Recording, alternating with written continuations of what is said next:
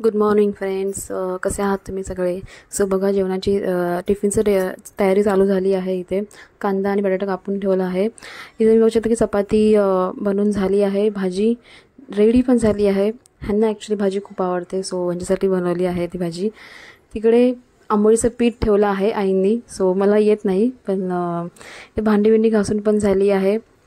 चाय ready केली आहे, गुळाची चाय ह्यांना देतो आता आम्ही, सो म्हणून इथे. आणि बघू शकता की खूप जास्त काळोख झाला आहे इथे.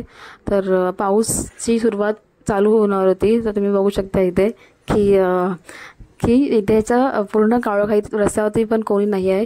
दुसरा दिवस चालू झाला. आंघोळ संडेचा दिवस होता आणि जस्ट मी केसरीचं धुवून आंघोळ करून बाहेर आली होती. तो तुम्ही बघू शकता की केसांची हेअरस्टाईल वेगळीच आहे. माहिती मला केस नाहीत, तरी पण तुम्ही बघू शकता मी केस बांधली आहेत. संडेला तुम्हाला माहिती काम खूपच असतं. तर कपडे इथे धुवून इथे कपडे भिजत ठेवले आहेत. तर जस्ट मी रेडी झाली आहे इथे.